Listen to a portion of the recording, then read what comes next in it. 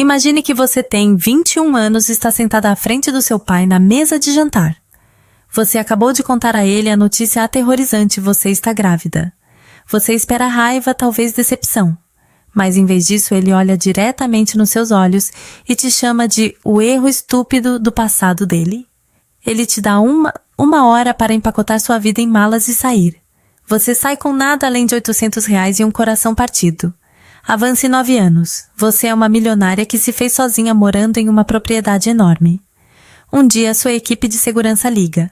Um casal mais velho está no portão alegando ser seus pais. Eles perderam tudo e agora precisam da filha que jogaram fora como lixo. O que você faria? Antes de testemunharmos esse ato final de karma, por favor, curta este vídeo, inscreva-se no canal e comente aqui embaixo de onde você está assistindo. Junte-se a nós para ver se Fernanda perdoa as pessoas que a abandonaram, ou bate o portão na cara deles.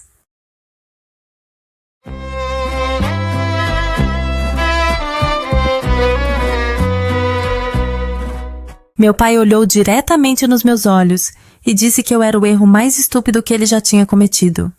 Ele disse que eu deveria pegar minha gravidez e sair da casa dele. Ele me deu 1 hora para empacotar 21 anos da minha vida em qualquer coisa que eu pudesse carregar. E minha mãe? Ela apenas ficou sentada lá na mesa de jantar, encarando seu purê de batatas como se eles guardassem os segredos do universo. 9 anos depois, eu estava parada no meu escritório em casa olhando para minha propriedade de 24 mil metros quadrados em Alphaville, São Paulo, quando minha equipe de segurança ligou. Havia um casal mais velho no meu portão. Eles disseram que eram meus pais. E pela primeira vez em quase uma década, sorri pensando em Geraldo e Constância Hall, porque o erro estúpido que eles jogaram fora estava prestes a decidir se eles valiam sequer uma conversa. Meu nome é Fernanda Hall. Eu tinha 21 anos quando meu mundo desabou. E preciso te contar como construir um novo a partir dos destroços. Crescendo em Alphaville, nunca fui a filha que meu pai queria. Geraldo Hall era dono de uma construtora de médio porte. E desde o momento em que nasci, ele deixou clara sua decepção. Ele queria um filho. Ele me teve em vez disso.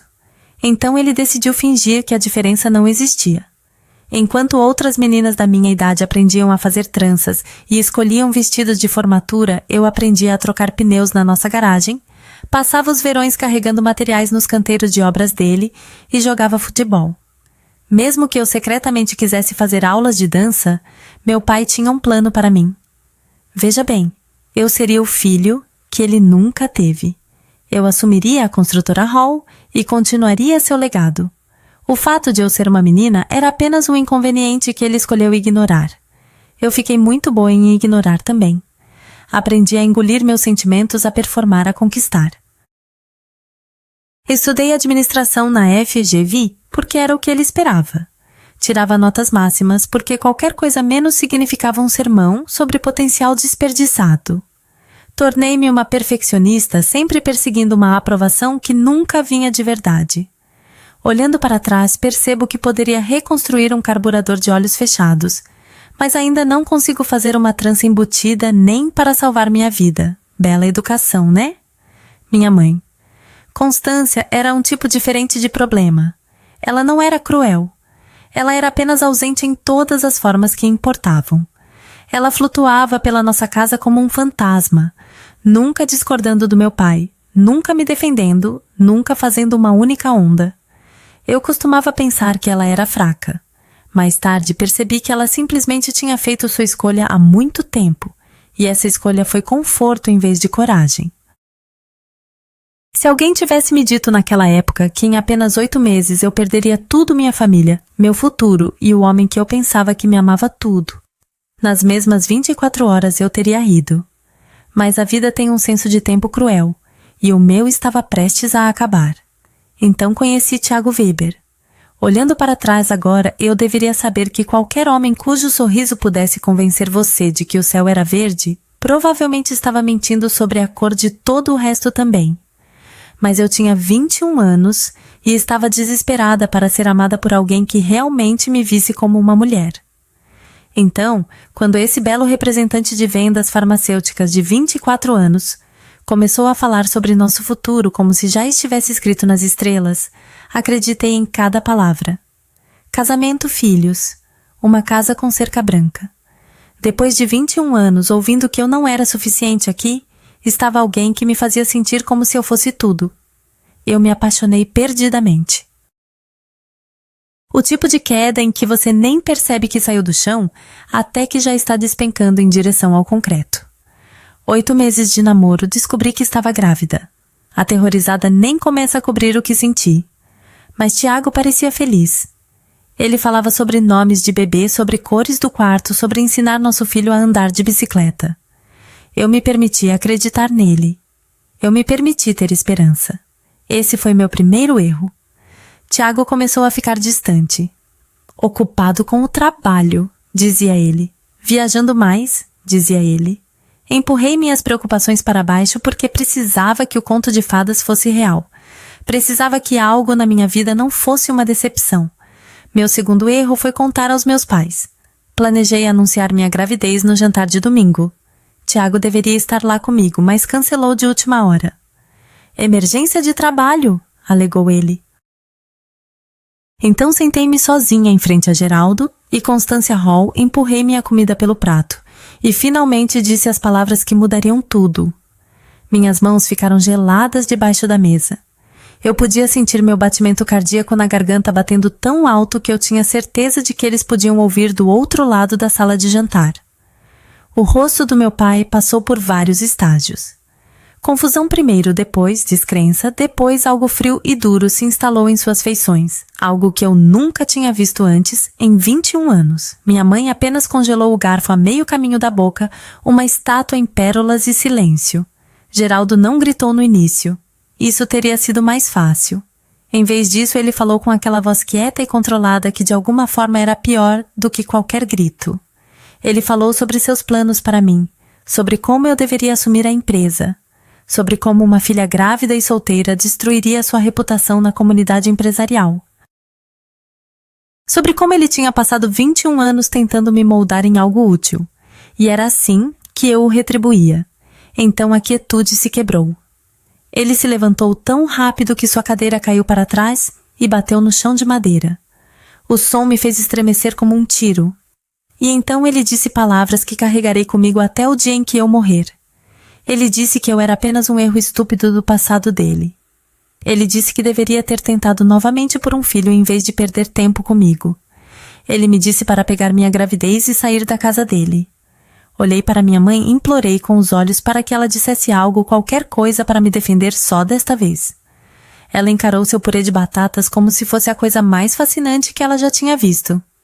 Geraldo me deu 1 hora. Arrumei 2 malas com as mãos trêmulas. 21 anos de existência enfiados no que quer que coubesse. Minha mãe não veio ao meu quarto. Não ofereceu ajuda. Não disse adeus. Eu podia ouvir a televisão ligada lá embaixo. Algum programa de auditório com música alegre enquanto eu me apagava da minha casa de infância.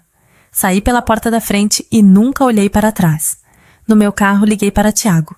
Sem resposta, liguei de novo. Caixa postal. Enviei uma mensagem com dedos trêmulos dizendo que meu pai tinha me expulsado, dizendo que eu precisava dele. 3 horas esperei por uma resposta. 3 horas sentada em um estacionamento escuro olhando para a tela do meu telefone como se ela contivesse todo o meu futuro rezando para que o conto de fadas sobrevivesse só um pouco mais. Então a mensagem dele chegou. E o que restava do meu coraçãozinho ingênuo se estilhaçou em pedaços tão pequenos que eu não tinha certeza se algum dia encontraria todos eles. A mensagem de Tiago, 6 palavras. Foi tudo o que ele me deu. Depois de 8 meses, depois de todas aquelas promessas, depois de falar sobre nosso futuro e nosso bebê e o para sempre. 6 palavras em uma tela brilhante em um estacionamento escuro. Ele disse que não podia fazer isso. Ele disse que sentia muito. Ele me disse para não contatá-lo novamente. Eu não ouvi. Claro que não. Liguei para ele provavelmente 40 vezes naquela noite. Todas as chamadas foram direto para a caixa postal até que eventualmente o número parou de conectar. Ele tinha me bloqueado. O homem que falava sobre os nomes dos nossos filhos tinha me bloqueado como se eu fosse uma operadora de telemarketing. Na manhã seguinte, dirigi até o apartamento dele. Eu precisava de respostas. Eu precisava olhar nos olhos dele e entender como alguém podia se transformar de príncipe encantado em fantasma da noite para o dia. Uma mulher atendeu a porta. Ela era bonita, bem arrumada, usando um anel de noivado que capturava a luz da manhã como um minúsculo globo de espelhos de traição. O nome dela era Lorena. E ela estava noiva de Tiago Weber há 2 anos. 2 anos. Enquanto Tiago sussurrava promessas no meu ouvido, ele ia para casa para uma noiva que não tinha ideia de que eu existia. Eu era a outra mulher em uma história da qual eu nem sabia que fazia parte. O enjoo matinal que eu estava combatendo de repente não tinha nada a ver com a gravidez. Lorena e eu apenas nos encaramos por um momento. 2 mulheres percebendo que estávamos amando a mesma mentira. Então Tiago apareceu atrás dela e a máscara finalmente caiu. Não havia charme nem calor. Ele olhou para mim como se eu fosse um inconveniente, uma bagunça que ele precisava limpar. Ele me disse para lidar com meu problema e fechou a porta na minha cara. Eu deveria ter visto os sinais. O homem fazia viagens de trabalho para locais supostamente exóticos, mas nunca voltava bronzeado ou com uma única fotografia. Eu costumava pensar que ele era apenas reservado. Acontece que ele era apenas um mentiroso profissional com uma conta de passageiro frequente. Então lá estava eu. 21 anos grávida, deserdada e abandonada no espaço de 24 horas. Eu tinha R$ 847 na minha conta poupança. Meu pai já tinha ligado para todos os parentes que tínhamos envenenando o poço antes mesmo que eu pudesse entrar em contato. Minha tia tentou me enviar dinheiro secretamente, mas Geraldo descobriu e ameaçou cortá-la completamente. Até minha mãe conseguiu contrabandear R$ 500 para mim, através de um primo, mas quando meu pai descobriu, ele tirou todos os cartões de crédito dela como punição. Encontrei um quarto em uma pensão no centro de São Paulo. Cheirava a mofo e sonhos quebrados, mas custava R$ 60 por semana, e era tudo o que eu podia pagar. Trabalhei em 3 empregos. Manhãs em uma padaria começando às 4 da manhã, coberta de farinha e exaustão. Tardes em uma lavanderia passando as roupas de outras pessoas enquanto as minhas desmoronavam. Noites em um call center, levando gritos de estranhos até às 10 da noite. Eu caía na minha cama minúscula, dormia por 5 horas e fazia tudo de novo. Meu corpo aguentou o máximo que pôde. Aos 6 meses de gravidez, desmaiei durante meu turno no call center. Apenas desmoronei ali mesmo entre os cubículos como uma marionete cujas cordas foram cortadas. Acordei em um hospital com um médico me dizendo que eu estava me matando e matando meu bebê. Ele disse que eu tinha que desacelerar ou iria perdê-la. Larguei 2 dos meus empregos, não tive escolha, sobrevivi com uma renda cestas básicas e um nível de ansiedade que provavelmente deveria ter seu próprio código postal. Minha filha nasceu em abril. Dei a ela o nome de Íris por causa da flor e da deusa do arco-íris, porque ela era a única cor que restava no meu mundo cinza. Ela veio a esta vida em uma sala de parto sem família, esperando do lado de fora sem pai, andando pelos corredores sem avós ansiosos para segurá-la. Apenas eu. Exausta e aterrorizada e mais apaixonada do que jamais estive em toda a minha vida. A enfermeira perguntou se minha família estava vindo. Eu disse que eles estavam viajando. Era mais fácil do que explicar que minha família tinha me jogado fora como o lixo de ontem. Segurei Íris em meus braços, essa humana minúscula e perfeita, que não tinha feito nada de errado exceto existir. E fiz uma promessa a ela. Jurei que ela nunca jamais saberia qual é a sensação de ser indesejada. Meu pai, enquanto isso, estava ocupado me apagando da existência. Ele disse a todos em Alphaville que eu estava com problemas, fazendo más escolhas. Ele insinuava coisas sem dizê-las diretamente, deixando a imaginação das pessoas preencher os piores detalhes. Velhos amigos da família atravessavam a rua para me evitar quando eu visitava a área. Antigos colegas de faculdade pararam de responder minhas mensagens. Descobri através da postagem acidental de um primo nas redes sociais que eu tinha sido cortada de todas as fotos de família. 21 anos de aniversários feriados e formaturas, e eu não aparecia mais em nenhum deles. Mas aqui está a coisa sobre o fundo do poço. Uma vez que você está lá, não há para onde ir a não ser para cima. Aprendi naquele ano como esticar R$ 12 para 7 dias de compras. Aprendi 47 receitas diferentes envolvendo arroz e feijão. Até hoje valho milhões e ainda não consigo olhar para um feijão sem meu olho tremer um pouco. Alguns traumas ficam com você. A ferida que cortou mais fundo não foi a raiva do meu pai, no entanto. Foi o silêncio da minha mãe. Constância Hall tinha visto sua única filha ser jogada no mundo grávida e sozinha. E ela não tinha dito nada, não tinha feito nada, não tinha escolhido nada, exceto o caminho de menor resistência.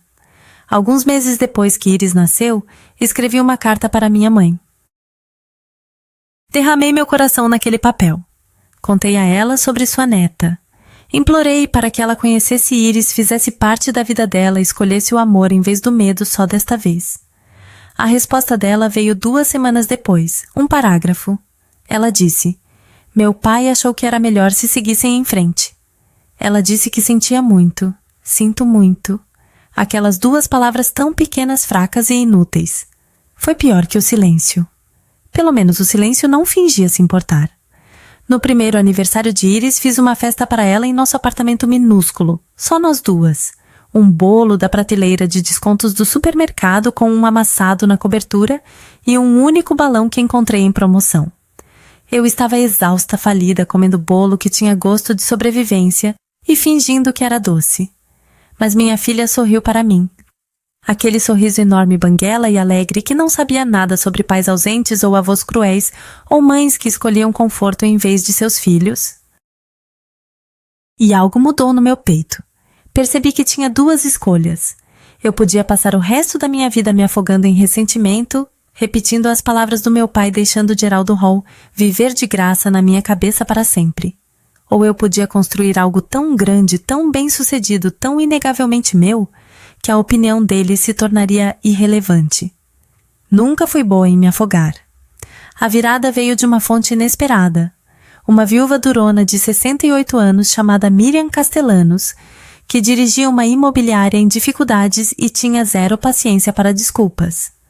Consegui um emprego de nível básico na firma dela quando Iris tinha cerca de 18 meses. Arquivando papelada, atendendo telefones, fazendo café, que Miriam sempre reclamava que estava fraco demais. Mas Miriam notava as coisas. Ela notou que eu ficava até tarde sem ser solicitada. Ela notou que eu pegava erros em contratos que tinham passado despercebidos por todos os outros. Ela notou que eu tinha o tipo de fome que vem de não ter nada e tudo a provar. Um dia ela me chamou em seu escritório e me perguntou o que eu queria fazer da minha vida. Eu disse a ela que queria nunca mais ser impotente. Ela assentiu como se essa fosse a única resposta aceitável e começou a me ensinar tudo o que sabia.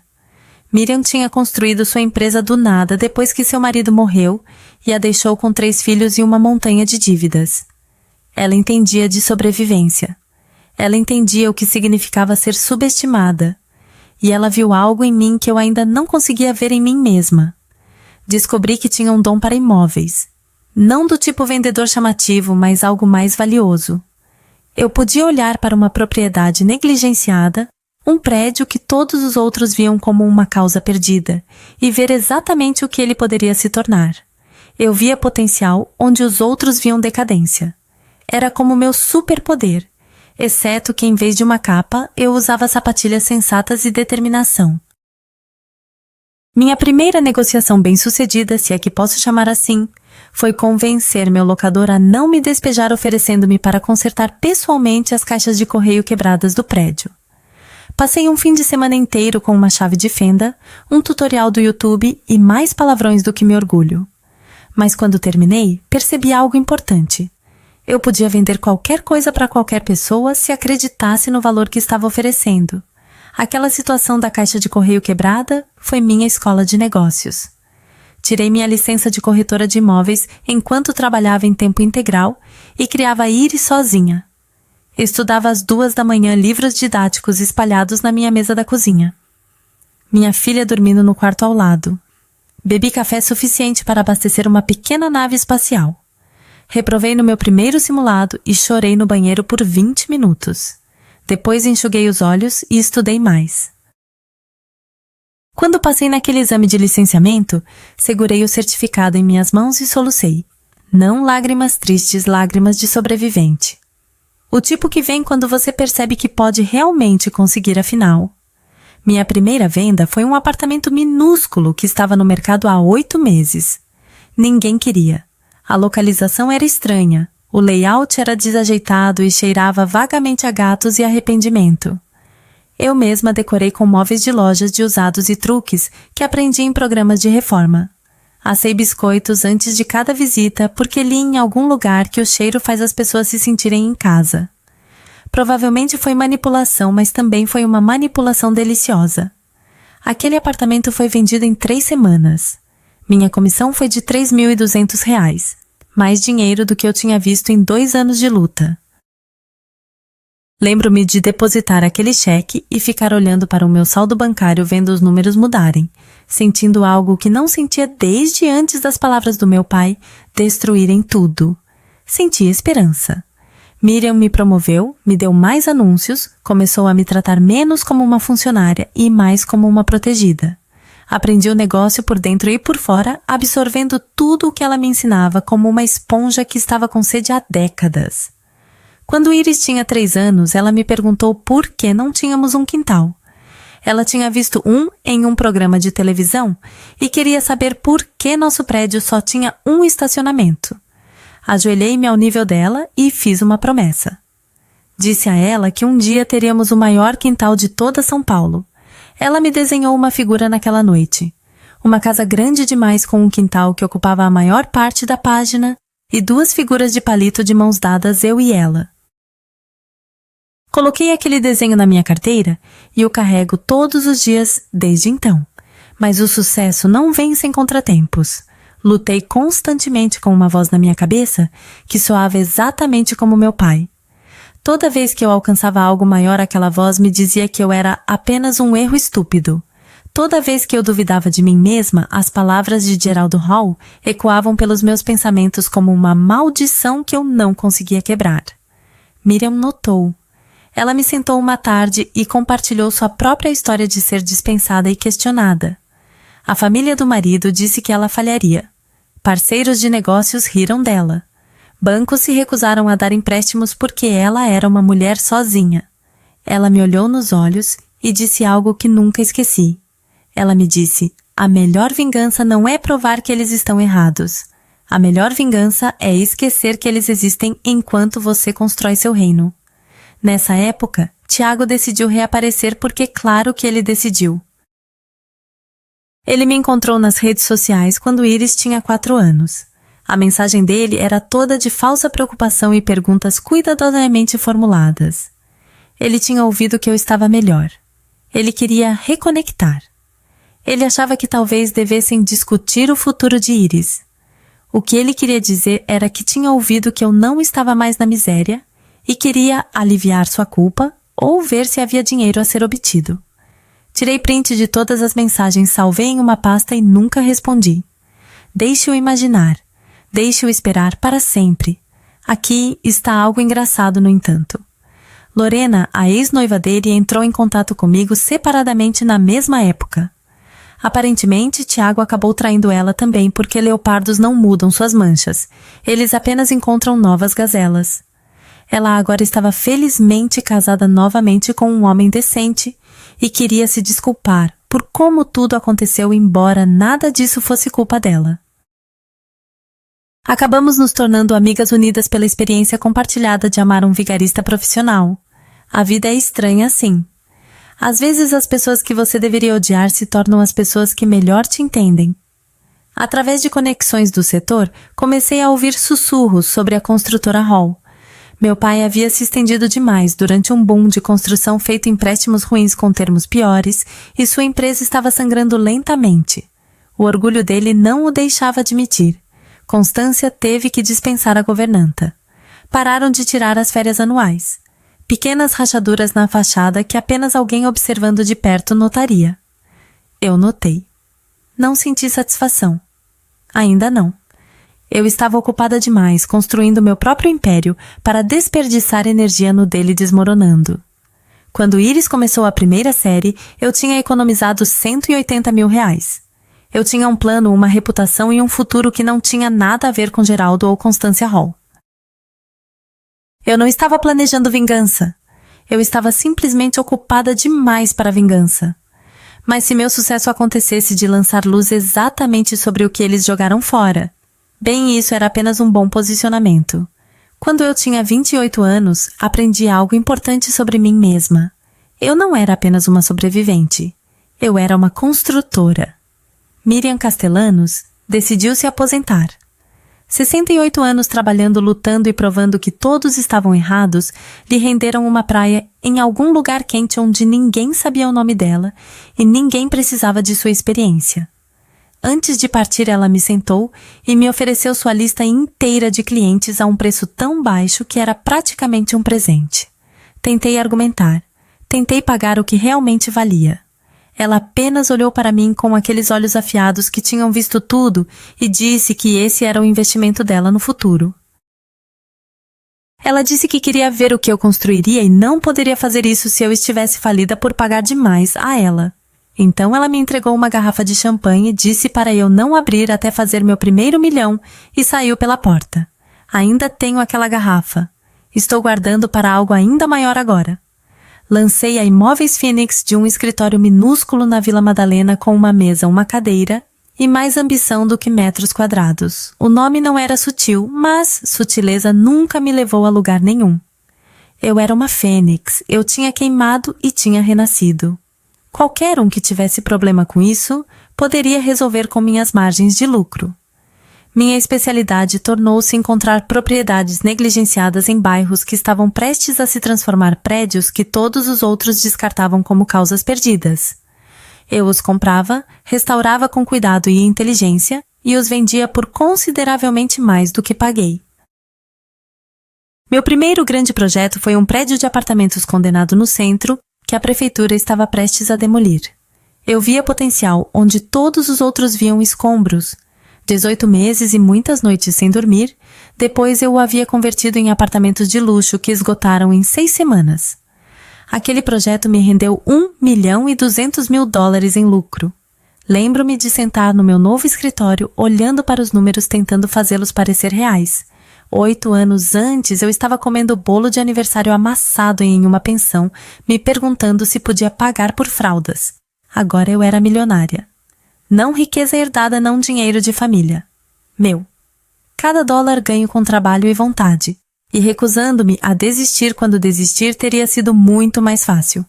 Mantive deliberadamente um perfil discreto durante esses anos. Usei meu nome comercial em tudo, raramente meu nome pessoal. Sem presença nas redes sociais, sem fotografias em publicações do setor, sem exibições chamativas de sucesso. Meu escritório ficava na Vila Madalena, longe de Alphaville e das pessoas que costumavam me conhecer. Ninguém da minha antiga vida teria reconhecido a empresária confiante em ternos, sob medida que fechava negócios que valiam mais do que suas casas. A transformação de mãe solteira em dificuldades para incorporadora imobiliária ainda me surpreende às vezes. Passei de ter 2 pares de calças de trabalho para ter um armário organizado por estação e ocasião. Ainda guardo aquelas 2 calças originais, no entanto. Estão emolduradas no meu armário como arte. Algumas pessoas penduram diplomas. Eu penduro lembretes de mistura de poliéster de onde comecei. Durante tudo isso, Iris permaneceu meu centro, minha razão, minha estrela do norte. Quando ela tinha 7 anos, começou a perguntar sobre avós. Seus amigos na escola falavam sobre visitar a casa da avó, serem mimados com biscoitos e presentes, ter aquele relacionamento especial que avós e netos compartilham. E Iris queria saber por que ela não tinha isso. Contei a ela uma versão simplificada da verdade. Expliquei que às vezes os adultos fazem escolhas que machucam as pessoas que deveriam amar e meus pais tinham feito essa escolha. Não a envenenei contra eles, não a usei como arma para minha própria dor. Apenas contei a ela os fatos em palavras que uma criança de 7 anos pudesse entender. Ela pensou sobre isso por um momento. Essa linda menina com meus olhos e seu próprio espírito feroz. Então ela deu de ombros e disse que era a perda deles porque eu era a melhor mãe de todas. Chorei no chuveiro naquela noite. Lágrimas felizes e lágrimas tristes, todas misturadas, descendo pelo ralo junto com os últimos restos de esperança de que meus pais pudessem mudar de alguma forma. Falando em mudança, devo contar sobre Ricardo. Ricardo Oliveira era arquiteto 34 anos divorciado com um filho pequeno brilhante em seu trabalho e paciente de uma maneira que parecia estranha para mim. Nos conhecemos em uma conferência do setor quando eu tinha 29 anos. Ele estava apresentando sobre design de construção sustentável. Eu fingia tomar notas, enquanto na verdade julgava os cartões de visita de todos. Ele me convidou para um café depois. Eu disse não. Ele perguntou de novo um mês depois. Eu disse não de novo. Na terceira vez, 6 meses depois disso, finalmente disse sim. Principalmente porque a persistência dele tinha se tornado impressionante o suficiente para recompensar. Aqui está a coisa sobre Tiago Weber. Ele não apenas partiu meu coração, ele quebrou minha capacidade de confiar. Por anos depois dele eu não conseguia olhar para a gentileza de um homem sem procurar a agenda oculta. Cada elogio parecia um movimento de abertura de um golpe. Cada promessa soava como uma mentira esperando para se revelar. Eu tinha construído muros tão altos ao redor do meu coração que não tinha certeza se alguém conseguiria escalá-los. Ricardo não tentou escalá-los. Ele apenas apareceu consistentemente e respeitou meus limites e provou através de ações em vez de palavras que ele era exatamente quem parecia ser. Levou anos. Anos literais de amizade de construção lenta de confiança dele, nunca forçando mais do que eu estava pronta para dar. Quando Iris tinha 8 anos, Ricardo e eu estávamos oficialmente juntos. Ele conquistou esse lugar na minha vida da maneira difícil, que é a única maneira que importa. Enquanto isso, fiquei de olho na construtora Hall, através de registros públicos e fofocas do setor. Não obsessivamente, apenas ocasionalmente o suficiente para saber que o império do meu pai estava desmoronando enquanto o meu crescia. Geraldo havia perdido 2 grandes contratos para concorrentes mais jovens, mais famintos e mais adaptáveis. Ele havia feito uma segunda hipoteca da minha casa de infância, a casa de onde ele me expulsou com tanta fúria justa. A irmã da minha mãe mencionou em um evento comunitário que o orgulho de Geraldo não o deixava admitir que estavam lutando. Ele ainda fingia que tudo estava bem, enquanto a fundação apodrecia sob ele. Não senti nada quando ouvi essas coisas. Nem satisfação, nem pena. Apenas um tipo de reconhecimento distante como ler sobre a desgraça de um estranho no jornal. Então vi o anúncio. Mansão das Acácias, 6 quartos, 16 mil metros quadrados, uma propriedade histórica em Alphaville que estava no mercado há 2 anos porque o preço pedido era ambicioso e as necessidades de reforma eram significativas. Ficava a 5 quilômetros da casa dos meus pais. Também ficava em um dos melhores distritos escolares da região, perfeito para Iris, à medida que se aproximava do ensino médio. A propriedade tinha uma estrutura incrível e eu já podia ver exatamente o que ela poderia se tornar. Disse a mim mesma que estava comprando porque era um bom investimento. Porque Iris merecia aquele quintal que prometi quando ela tinha 3 anos. Porque as escolas da região dariam a ela oportunidades que importavam. Tudo isso era verdade. Mas eu estaria mentindo se dissesse que não sorri quando assinei aqueles papéis. Algumas compras são práticas, algumas compras são poéticas. Esta foi ambas. Mudamos para a Mansão das Acácias 2 semanas antes do 9º aniversário de Iris. Eu tinha 30 anos, me fiz sozinha bem-sucedida, além de qualquer coisa que meu eu de 21 anos pudesse ter imaginado. Eu tinha uma filha que sabia que era amada, um parceiro que conquistou minha confiança e uma casa que pertencia inteiramente a mim. Eu não pensava nos meus pais, não precisava. Mas Alphaville é um lugar pequeno e segredos têm uma vida útil muito curta. Os sussurros começaram poucos dias depois da minha mudança. As pessoas falam. As pessoas notam. E quando a filha deserdada de Geraldo Hall aparece de repente em uma propriedade histórica, que vale mais do que a renda vitalícia da maioria das pessoas, as pessoas definitivamente falam. Ouvi os rumores em segunda mão através de Ricardo, que ouviu de um colega que ouviu de um vizinho. Você ouviu que a filha de Geraldo Hall está de volta. Aquela que ele expulsou anos atrás. Ela está morando na Mansão das Acácias.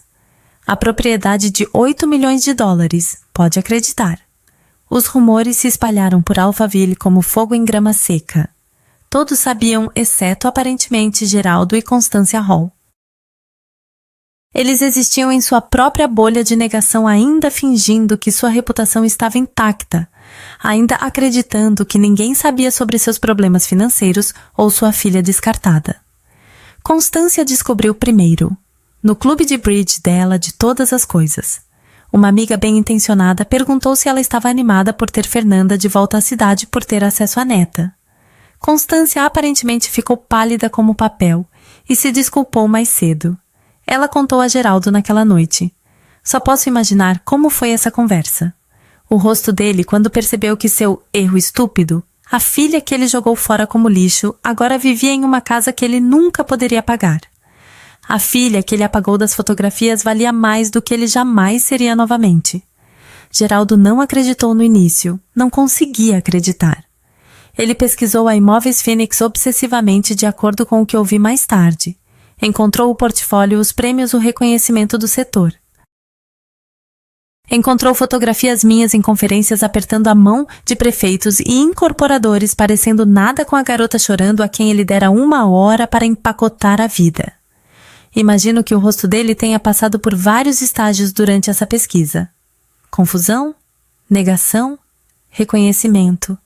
E finalmente algo que ele provavelmente não sentia há anos: desespero. Era uma manhã de sábado quando a ligação chegou. Eu estava no meu escritório em casa revisando planos para um novo projeto de desenvolvimento, bebendo café e aproveitando o silêncio. Iris estava brincando no jardim com o filho de Ricardo, as risadas deles flutuando pela janela aberta como música. Minha equipe de segurança ligou. Muito profissional, muito neutra. Informaram-me que havia um casal mais velho no portão principal. O casal alegava ser meus pais e solicitava entrada na propriedade. Meu coração parou. Então começou de novo mais rápido do que antes. Olhei pela janela para Iris, minha filha feliz e inocente, alheia ao fato de que as pessoas que a rejeitaram antes mesmo de ela nascer estavam paradas em nosso portão esperando para entrar. Disse à segurança para informá-los de que eu estaria lá em breve. Então os fiz esperar 47 minutos. Eu adoraria dizer que não foi mesquinharia. Que eu genuinamente precisava desse tempo para me recompor, para preparar o que diria para acalmar meus nervos. E isso foi parcialmente verdade. Mas eu estaria mentindo se dissesse que não houve alguma satisfação em saber que Geraldo Hall estava parado do lado de fora de um portão, esperando permissão para entrar, enquanto sua filha levava seu tempo decidindo se ele valia o esforço. Algumas coisas você ganha com paciência. Outras coisas você ganha fazendo as pessoas esperarem. Quando finalmente desci até o portão, vi-os claramente pela primeira vez em 9 anos. Geraldo tinha envelhecido mal. O estresse da ruína financeira estava escrito em seu rosto em linhas profundas e pele cinzenta. Ele tinha perdido peso, mas não de forma saudável. Da maneira que vem da preocupação comendo você vivo por dentro. Constância estava ligeiramente atrás dele, menor e mais frágil do que eu me lembrava. Os olhos vermelhos como se tivesse chorado recentemente. Geraldo tentou sorrir quando me viu. Foi a coisa mais patética que já presenciei na minha vida. Esse homem que tinha gritado comigo, que me chamara de erro estúpido, que me dera 60 minutos para me apagar de sua existência, estava agora tentando parecer caloroso e paternal. A atuação era tão ruim que teria sido engraçada se não fosse tão trágica. Ele começou a falar imediatamente, nem esperou que eu falasse. Palavras saíram de sua boca sobre família e mal-entendidos e águas passadas e seguir em frente. Ele falou sobre o quão orgulhoso estava do que eu havia construído. Orgulhoso. O homem que me disse que eu não valia nada agora reivindicava orgulho do meu sucesso. Constância não disse nada. Ela apenas encarava a propriedade atrás de mim, os jardins, a evidência da vida que a filha dela construiu sem nenhuma ajuda dela. Eu me perguntava o que ela estava pensando. Eu me perguntava se ela sentia arrependimento ou apenas inveja. Deixei Geraldo terminar o discurso. Demorou um pouco. Ele claramente o havia ensaiado, embora não bem o suficiente para torná-lo convincente. Quando ele finalmente parou de falar, falei pela primeira vez. Eu não gritei. Tinha imaginado esse momento por anos. E na minha imaginação eu sempre gritava toda a dor e raiva e mágoa que estavam apodrecendo dentro de mim.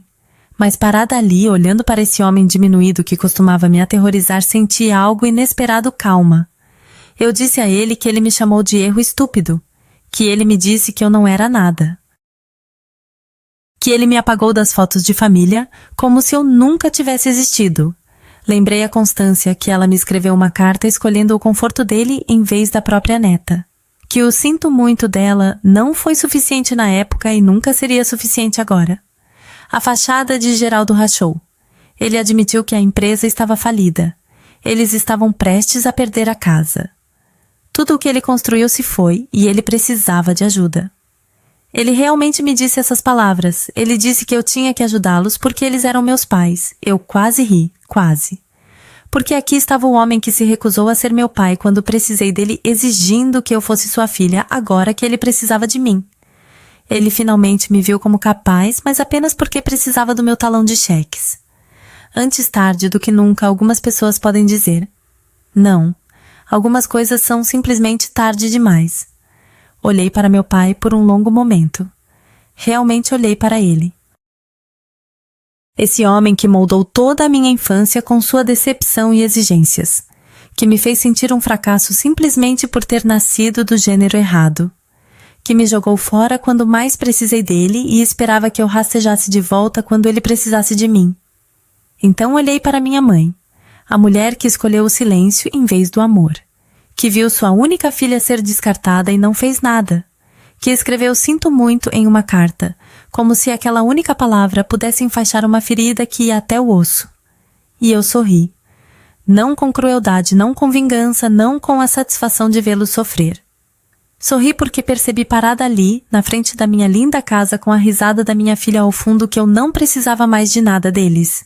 Nem da aprovação, nem do arrependimento, nem mesmo do reconhecimento de quão errados eles estavam. Eu estava livre. Eu disse a Geraldo que não ia ajudá-lo. Não porque eu quisesse que ele sofresse, mas porque eu não lhe devia nada. Ele deixou isso claro há 9 anos quando me deu 1 hora para empacotar minha vida em malas. A dívida entre nós foi saldada no momento em que saí pela porta dele. Eu disse a ele que tinha uma filha que nunca soube como era se sentir indesejada. Esse era o meu legado. Não salvar pessoas que me jogaram fora quando eu estava no fundo do poço. Então me virei para Constância especificamente. Eu disse a ela que ela poderia tê-lo deixado. Ela poderia ter me escolhido. Ela poderia ter sido mãe quando importava. Ela não foi. Esse foi o direito dela, a escolha dela. E esta era a minha. Geraldo tentou a raiva primeiro. Levantou a voz, falou sobre tudo o que fez por mim enquanto eu crescia. Tentou me fazer sentir culpada. Bateu em mim como chuva no vidro. A raiva dele não tinha mais poder. Então ele tentou a culpa. Lembrou-me que eles eram velhos, que não tinham para onde ir, que eu era sua única filha. Não senti nada.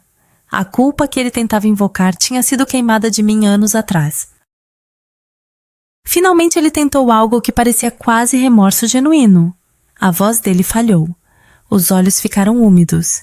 Ele disse que sentia muito, que estava errado, que cometeu o maior erro de sua vida. Muito pouco. 9 anos tarde demais. Eu disse a ele que esperava que ele encontrasse paz, mas ele não a encontraria aqui. Nem no meu portão, nem na minha casa, nem na minha vida. Constância falou pela primeira vez desde que chegaram. A voz dela era pequena, pouco acima de um sussurro. Ela perguntou se poderia pelo menos ver Iris apenas uma vez. Apenas para ver a neta. Por um momento, meu coração vacilou. Essa era minha mãe. A mulher que trançava meu cabelo quando eu era pequena, antes que Geraldo decidisse que isso era feminino demais. A mulher que me mandou R$ 500 escondido através de um primo quando eu não tinha nada. Então me lembrei da carta. Lembrei-me do "sinto muito". Lembrei-me dos anos de silêncio, dos anos escolhendo ele em vez de mim. Dos anos me deixando lutar sozinha enquanto ela preservava sua vida confortável. Eu disse a ela que Iris não sabia que ela existia, e eu disse que manter assim era a coisa mais gentil que eu poderia dar à minha filha. O rosto de Constância desmoronou. Geraldo colocou o braço em volta dela, ainda tentando manter alguma dignidade, ainda interpretando o papel de marido protetor, embora não tivesse protegido nada. Eles saíram devagar, como se esperassem que eu mudasse de ideia. Observei-os voltarem para o carro, um veículo que era mais velho do que deveria ser, mostrando o tipo de desgaste que vem de manutenção adiada e orçamentos apertados. Eles foram embora. Fiquei no meu portão até o carro desaparecer na esquina e me senti mais leve a cada centímetro de distância entre nós. Iris veio correndo alguns minutos depois, o filho de Ricardo correndo atrás dela. Ela perguntou quem eram aquelas pessoas. Olhei para minha filha. Essa menina linda, feliz e confiante que sabia que era amada todos os dias de sua vida, que nunca foi chamada de erro, que nunca foi feita para sentir que não era suficiente. Eu disse a ela que não eram ninguém importante. E eu falei sério. Naquela noite, Ricardo veio para jantar. Sentamos no jardim vendo as crianças brincarem comendo comida que eu realmente paguei para alguém cozinhar porque eu podia pagar isso agora. Porque eu construí algo do nada e tinha permissão para aproveitar. Iris mostrou a Ricardo seu último desenho. Nossa família, nossa casa, nosso grande quintal com árvores e flores e um balanço. 3 figuras de mãos dadas, mais o filho de Ricardo ao lado delas. Uma família que não tinha nada a ver com sangue e tudo a ver com escolha. Olhei para a minha vida. Para a filha que criei sozinha durante os anos mais difíceis. Para o homem que conquistou minha confiança através de paciência e consistência. Para a casa que pertencia inteiramente a mim, paga com dinheiro que ganhei através da minha própria inteligência e esforço. Nem um único pedaço disso veio de Geraldo ou Constância Hall. E é exatamente assim que deve ser. Aqueles que jogam fora seus filhos não conseguem reivindicar seu sucesso. Eu renasci das cinzas porque tive que fazer isso. Meus pais nem tentaram riscar o fósforo. Muito obrigada por assistir. Mais das minhas histórias mais emocionantes já estão na sua tela clique em uma agora você não vai querer perder. Vejo você na próxima.